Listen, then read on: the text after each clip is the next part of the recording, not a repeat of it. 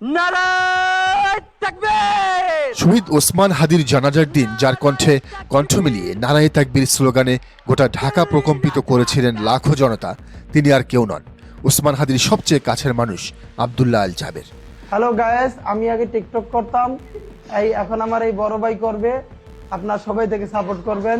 শহীদ শরীফ ওসমান হাদির শাহাদাতের পর ইনকিলাব মঞ্চ নেতৃত্বহীন হয়ে যাবে বলে ভেবেছিলেন যারা, তাদের ভুল প্রমাণ করে সামনে এলেন জাবের। হাদির অত্যন্ত ঘনিষ্ঠ সহযোদ্ধা এবং রাজপথের লড়াকু এই সৈনিককে বেছে নেওয়া হয়েছে হাদির রাজনৈতিক উত্তরসূরি হিসাবে, যিনি হাদির সাথেই দায়িত্ব পালন করেছেন মঞ্চের সদস্য সচিব হিসাবে। রাজনৈতিক উত্তরসূরি কেবল কথাবার্তা নয়, শোনা যাচ্ছে এবার কাজেও প্রমাণ দিতে চান জাবের, আর তাই ওসমান হাদির আসনেই প্রার্থী হতে পারেন তিনি। বিশ্লেষকরা বলছেন এটি হবে ইনকিলাব মঞ্চের একটি মাস্টার স্ট্রোক, কারণ ঢাকা ৮ আসনে হাদির প্রতি মানুষের যে আবেগ বা সিম্প্যাথি কাজ করছে তা ভোটের বাক্সে রূপান্তর করার ক্ষমতা একমাত্র জাবেরেরই আছে। তিনি কেবল ভোট চাইবেন না, তিনি চাইবেন হাদি হত্যার বিচার, যা এই নির্বাচনের প্রধান ইস্যু হয়ে দাঁড়াবে। বাংলাদেশের রাজনীতির হৃৎপিণ্ড বলা হয় ঢাকা ৮ আসনকে। মতিঝিল, পল্টন, শাহবাগ আন্দোলন সংগ্রামের এই ধাত্রীভূমিতে এবার বাজল নতুন যুদ্ধের দামামা। সকল জল্পনা কল্পনার অবসান ঘটিয়ে খবর আসছে জুলাই বিপ্লবের অন্যতম শহীদ শরীফ ওসমান হাদির উত্তরাধিকার হিসেবে এই ভিআইপি আসনে লড়বেন ইনকিলাব মঞ্চের তুখোর নেতা আব্দুল্লাহ আল জাবের। যেখানে মির্জা আব্বাস বা রাশেদ খান মেননের মতো হেভিওয়েটরা রাজনীতি করছেন, সেখানে আব্দুল্লাহ আল জাবেরের মতো একজন তরুণ বিপ্লবীর আগমন কি পুরনো রাজনীতির সমীকরণ উল্টে দেবে? হাদির রক্তের শপথ নিয়ে মাঠে নামা জাবের কি পারবেন ঢাকা ৮-এর ব্যালট বিপ্লব ঘটাতে? ঢাকা ৮ আসনটি অত্যন্ত স্পর্শকাতর, এটি নীতি নির্ধারণী এলাকা। এখানে জিততে হলে কেবল আবেগ দিয়ে নয়, দরকার সাংগঠনিক শক্তি। আব্দুল্লাহ আল জাবেরের সবচেয়ে বড় শক্তি হলো ইনকিলাব মঞ্চের নিবেদিত তরুণ কর্মীরা, যারা হাদির খুনের বদলা নিতে দিন রাত এক করতে প্রস্তুত। তবে এখানে জাবেরের জন্য সবচেয়ে বড় শক্তি হতে পারে জামায়াতে ইসলামী সহ জুলাইয়ের অন্য প্ল্যাটফর্মগুলো। তারা সরাসরি মাঠে থেকে ইনকিলাব মঞ্চের স্বার্থে, শহীদ ওসমান হাদির স্বার্থে কাজ করলে এখানে জিতে আসা অসম্ভব কিছু নয়। তবে চ্যালেঞ্জও কম নয়। বিএনপি এই আসনটি তাদের দুর্গ মনে করে। মির্জা আব্বাস নিজে এখানে প্রার্থী। প্রশ্ন হলো, বিএনপি কি জুলাই সেন্টিমেন্ট বা শহীদ হাদির সম্মানে এই আসনটি ইনকিলাব মঞ্চকে ছেড়ে দিবে, নাকি জাবেরকে লড়তে হবে তাদের বিরুদ্ধেই? বিএনপি না ছাড়লেও রাজনৈতিক সূত্র বলছে আব্দুল্লাহ আল জাবের স্বতন্ত্র প্রার্থী হিসেবে দাঁড়ালেও তার পেছনে জামায়াত বা এনসিপির একটি অংশের মৌন সমর্থন থাকতে পারে। কারণ তরুণ প্রজন্মকে খুশি রাখতে এবং হাদি হত্যার বিচার নিশ্চিত করতে জাবেরের সংসদে যাওয়া প্রয়োজন বলে মনে করেন অনেকেই।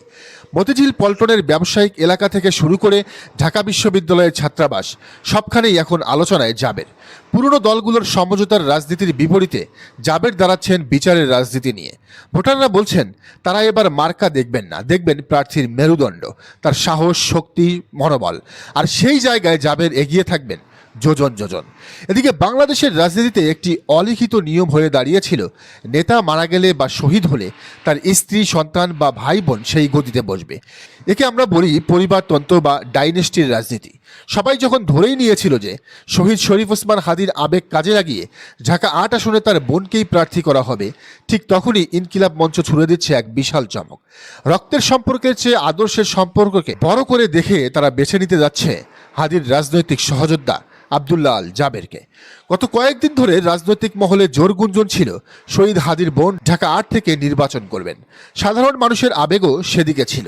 প্রচলিত দলগুলো হলে হয়তো এই সুযোগ লুফে নিত, কারণ শহীদের বোনকে দাঁড় করানো মানেই নিশ্চিত বোঝায় প্রতিপক্ষ হয়তো সম্মানের খাতিরে প্রার্থী দিত না। কিন্তু ইনকিলাব মঞ্চ প্রমাণ করতে চায় তারা ক্ষমতার জন্য রাজনীতিতে আসেনি, তারা এসেছে ব্যবস্থা বদলাতে। তারা স্পষ্ট বার্তা দিতে চায় যে নেতৃত্ব কোনো পারিবারিক সম্পত্তি নয়। হাদি শহীদ হয়েছেন দেশের জন্য, তার উত্তরাধিকার বহন করবেন তিনি, যিনি রাজপথে তার কাঁধে কাঁধ মিলিয়ে লড়াই করেছেন। আর সেই যোগ্যতম ব্যক্তিটি হলেন আব্দুল্লাহ আল জাবের। পরিবারতন্ত্রের ঊর্ধ্বে ওঠার এই সিদ্ধান্ত মেনে নেওয়া সহজ নয়। ভেতরে হয়তো চাপ ছিল বোনকে প্রার্থী করার, কিন্তু নীতি নির্ধারকরা বলছেন ঢাকা ৮-এর মতো গুরুত্বপূর্ণ আসনে কেবল আবেগ দিয়ে রাজনীতি চলে না। এখানে দরকার একজন দক্ষ সংগঠক এবং কৌশলী নেতা, আর সেটি বুঝেই সরে এসেছেন হাদির বোন নিজেই। আব্দুল্লাহ আল জাবের কেবল হাদির বন্ধু নন, তিনি ইনকিলাব মঞ্চের থিঙ্ক ট্যাঙ্ক। হাদির বোনকে প্রার্থী করলে হয়তো ইনকিলাব মঞ্চ সেই পুরনো আওয়ামী লীগ বা বিএনপির ধারায় দল হিসেবেই পরিচিত হতো, যারা লাশ বা রক্ত দেখিয়ে পরিবারতন্ত্র প্রতিষ্ঠা করে। জাবেরকে বেছে নেওয়ার মাধ্যমে তারা বুঝিয়ে দিল এখানে মেধা এবং ত্যাগের মূল্যায়ন হয়, ডিএনএ টেস্ট করে নেতা বানানো হয় না। শহীদ ওসমান হাদি হয়তো আকাশ থেকে দেখছেন, তার রক্তের উত্তরাধিকার তার পরিবারের ড্রয়িং রুমে বন্দী হয়নি, বরং ছড়িয়ে পড়েছে রাজপথের লড়াকু সাথীদের মাঝে। আব্দুল্লাহ আল জাবেরের কাঁধে এখন বিশাল দায়িত্ব। তাকে প্রমাণ করতে হবে রক্তের সম্পর্কের চেয়ে আদর্শের জোর অনেক বেশি। ঢাকা ৮-এর জনগণ কি এই মেধাভিত্তিক রাজনীতিকে গ্রহণ করবে? শহীদ শরীফ ওসমান হাদির উত্তরসূরি হিসেবে ঢাকা ৮-এর মতো ভিআইপি আসনের কাণ্ডারি হিসেবে যাকে বেছে নেওয়া হচ্ছে, কে এই আব্দুল্লাহ আল জাবের? তার রাজনৈতিক ব্যাকগ্রাউন্ডই বা কি? কেন তাকে হাদির ছায়া বলা হয়? চলুন জেনে আসি এই তরুণ তুর্কির আদ্যপান্ত। আব্দুল্লাহ আল জাবের জুলাই বিপ্লবের এক সম্মুখ যোদ্ধা। তিনি মানারাত ইন্টারন্যাশনাল ইউনিভার্সিটির একজন মেধাবী ছাত্র। দাখিল ও আলিম পাশ করেছেন ঝালকাঠি এনএস কামিল মাদ্রাসা এবং দারুন নাজাত সিদ্দিকিয়া কামিল মাদ্রাসা থেকে। ইনকিলাব মঞ্চের অন্যতম এই নীতি নির্ধারক ও থিঙ্ক ট্যাঙ্কের গ্রামের বাড়ি বরিশাল। যখন জুলাই মাসে সাধারণ মানুষ রাজপথে বুলেটে বিদ্ধ হচ্ছিল, তখন শরীফ ওসমান হাদির পাশেই ঢাল হয়ে দাঁড়িয়েছিলেন জাবের। ইনকিলাব মঞ্চের প্রতিটি কর্মসূচি ড্রাফটিং থেকে শুরু করে মাঠের বাস্তবায়ন সবখানেই ছিল তার নিপুণ হাতের ছোঁয়া। তিনি কেবল স্লোগান মাস্টার নন, তিনি একজন সুকৌশলী সংগঠক। হাদি ছিলেন আন্দোলনের মস্তিষ্ক, আর জাবের ছিলেন সে আন্দোলনের চেহারা। জাবেরের সবচেয়ে বড় গুণ হলো তার বাগ্মিতা, আর আগুন ঝরা বক্তব্য মুহূর্তের মধ্যে হাজারো তরুণকে উজ্জীবিত করতে পারে। বিশ্লেষকরা বলছেন, সংসদে কথা বলার জন্য যে ধীশক্তি এবং সাহসের প্রয়োজন তা জাবেরের মধ্যে পুরোপুরি বিদ্যমান। তিনি তথাকথিত পলিটিক্যাল ব্যাকগ্রাউন্ড থেকে আসেননি, এসেছেন মেধা ও ত্যাগের পরীক্ষা দিয়ে। তার পরিচয়, তিনি কোনো নেতার চামচা নন, তিনি বিপ্লবের অংশীদার। ঢাকা ৮ আসনটি যেহেতু ঢাকা বিশ্ববিদ্যালয় এবং মতিঝিল এলাকা নিয়ে গঠিত, তাই এখানকার শিক্ষিত এবং সচেতন ভোটারদের কাছে জাবেরের ক্লিন ইমেজ এবং একাডেমিক ব্যাকগ্রাউন্ড একটি বড় ফ্যাক্টর।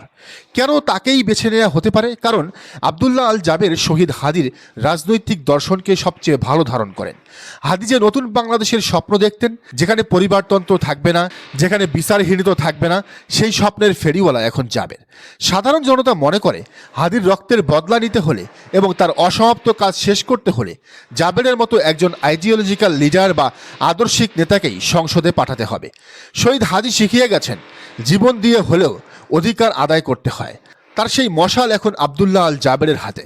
ঢাকা ৮-এর জনতা কি তাদের এই নতুন সেনাপতিকে বরণ করে নেবে, নাকি রাজনীতির কালো টাকায় হেরে যাবেন জাবের? আব্দুল্লাহ আল জাবের কি পারবেন মির্জা আব্বাসের মতো বাঘা নেতাদের চ্যালেঞ্জ জানাতে? দর্শক, আপনার কি মনে হয় জানান কমেন্টের ঘরে। আর এই চ্যানেলে নতুন হলে অবশ্যই সাবস্ক্রাইব করে বেল আইকনটি বাজিয়ে রাখুন।